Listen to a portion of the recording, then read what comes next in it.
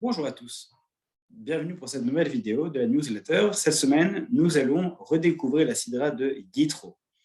Dans la sidra de Yitro, l'événement principal, c'est évidemment les 10 commandements. Mais avant d'arriver à cela, nous découvrons un personnage, Yitro, le beau-père de Moshe, qui a déjà une longue vie derrière lui, une longue expérience. Et celui-ci a entendu, lui-même est un prêtre d'une nation étrangère, d'une culture et d'un culte étranger. Et après avoir entendu ce qui s'est produit sur la mer, l'événement grandiose de la traversée de la mer, les 10 plaies, il décide de rejoindre Moshe, pas seulement de rejoindre formellement, géographiquement, mais également de le rejoindre profondément, c'est-à-dire de quitter sa culture et donc sa raison d'être. Il est prêtre, donc c'est toute sa mission, sa raison d'être qu'il arrive à mettre de côté, il fait preuve d'une abnégation inouïe pour ensuite aller rejoindre Moshe Rabbeinu avec sa fille, Tzipora, qui est l'épouse de Moshe, et ses deux petits-enfants, Gershom et Eliezer. Gershom et Eliezer, parce que c'est deux, maintenant, toute la famille qui va se rejoindre, qui va rassembler Moshe Rabbeinu, qui est en train de guider le peuple d'Israël, donc en les sortant d'Égypte, alors que le reste de la famille était resté donc, à Midian, là où Yitro habitait.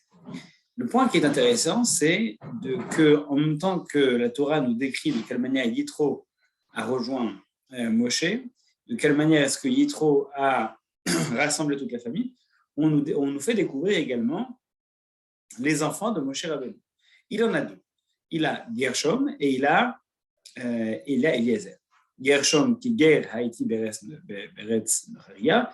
Pourquoi Gershom, Gersham, pourquoi est-ce qu'il a appelé son fils Gershom? C'est parce que Ger, il était un étranger lorsqu'il est sorti d'Égypte et qu'il a rencontré Tzipora et qu'il a rencontré Yitro, qu'il a épousé Tzipora, qui l'a rejoint.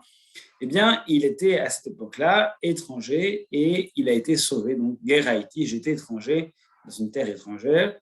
Et donc, Ger, ça veut dire étranger, Sham, là-bas, j'étais étranger là-bas. Et également Eliezer, parce que malgré que j'étais étranger, eh bien, Dieu m'a permis d'être sauvé. Donc, Eli, Aézer, Eli, c'est mon Dieu, Aézer, l'aide, Béhézri, c'est Dieu qui est venu à mon aide. C'est mon Dieu qui est venu à mon aide, donc pour me sauver de Paro. Alors, c'est intéressant parce que autant Eliezer que Dieu l'a sauvé, c'est quelque chose qu'on peut comprendre aisément, autant appeler son fils, son premier fils, Gershom, et parce que j'étais étranger là-bas, c'est étrange. Quel sens donner à la naissance de cet enfant? Je vais t'appeler, j'étais étranger là-bas. Qu'est-ce qu'il y a de positif à appeler son fils ainsi?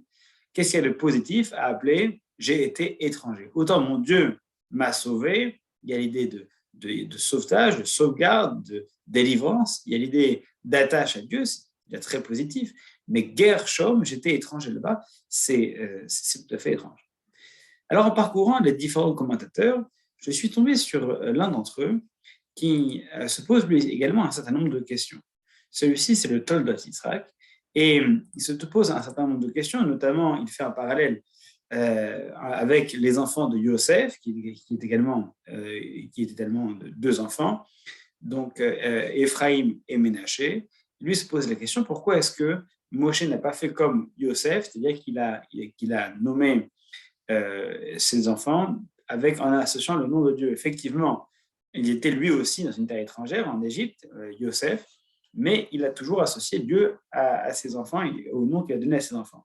Donc Ephraim qui Frani Elohim et Ménaché qui Nachani Elohim. Dans les deux cas, il rajoute Yim, la fin du mot Elohim, ou Hel, une des lettres du nom de Dieu, dans le prénom de ses enfants. Donc lui, il se pose des questions qu'on m'a posées et il rajoute cela.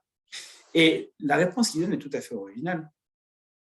Elle fait intervenir une pratique qui avait cours donc, à ces époques-là, que lorsqu'il y avait les enfants qui venaient de deux cultures différentes, plutôt que d'imposer la culture à tous les enfants, alors on rendait hommage aux deux cultures, aux deux peuples qui étaient représentés par le père et la mère.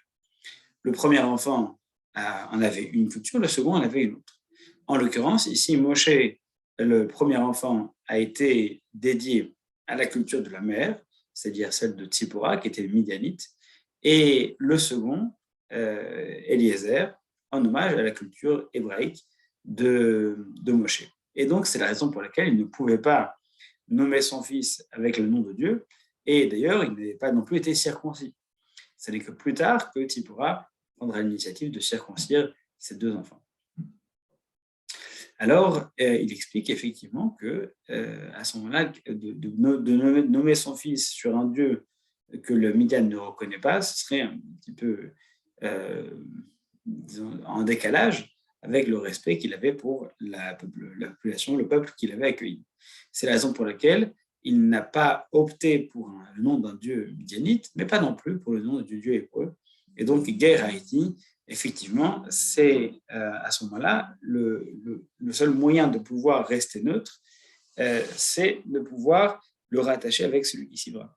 En fait, Ger Haïti, ça a commencé, si je suis ici aujourd'hui, ce n'est pas pour des croyances différentes, c'est Moshe qui dit ça, c'est parce que j'ai été étranger.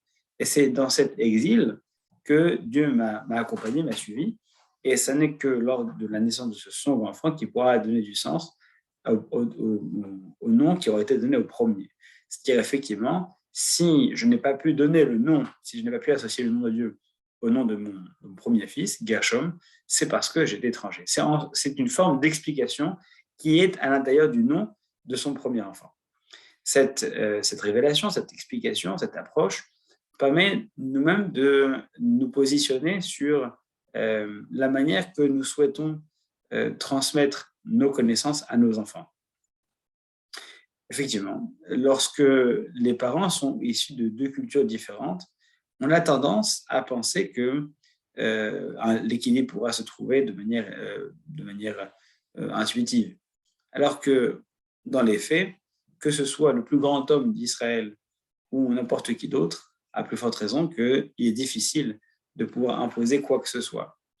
Et de devoir, du reste, imposer quoi que ce soit, parce que la moindre notion de respect du conjoint veut que nous devons en fait prendre en considération non seulement les désirs, mais les sensibilités de notre conjoint, quels que soient nos choix à nous.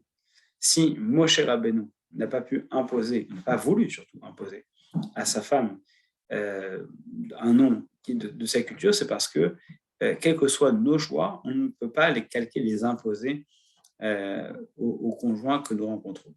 Et de dire qu'ensuite, les enfants seront suffisamment grands pour prendre leurs décisions, c'est également un pari difficile parce que c'est leur demander également de s'écarteler entre deux traditions.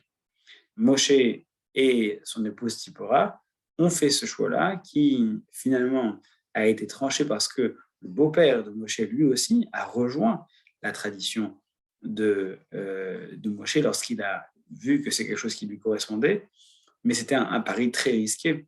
Preuve en est que les deux enfants, dès la naissance, ont déjà été séparés par ces deux visions différentes, l'une par laquelle eh bien, l'un porte le nom et porte l'identité de la tradition du père, l'autre porte une identité neutre. Donc déjà dès la naissance, ça propose une forme de fracture ou de séparation. Et ce sont des risques et ce sont des enjeux qu'il faut prendre en considération très tôt. Parce que jamais on ne doit penser que l'une de nos traditions est plus importante que l'autre et plus légitime, plus facile à transmettre, plus nécessaire, plus indispensable, parce que tôt ou tard ensuite, eh bien, les questions qui n'auront pas été traitées judicieusement reviendront, et parfois de manière incontrôlable, que ce soit lorsque les enfants sont encore petits ou lorsqu'ils grandiront. Ce sont des enjeux qui sont difficiles à cerner et qu'il faut mesurer avec beaucoup de tact et d'intelligence. Cette sidra, c'est la sidra des 10 commandements dans laquelle, effectivement, nous faisons face à tous nos devoirs en tant qu'être humain vis-à-vis de Dieu et tous nos devoirs en tant qu'être humain vis-à-vis des hommes. C'est toute la psychologie qui nous est nécessaire de mettre en œuvre ici afin de pouvoir construire des foyers qui soient équilibrés et respectueux de chacun des membres de cette cellule. Shabbat shalom à tous et à la semaine prochaine pour la prochaine vidéo.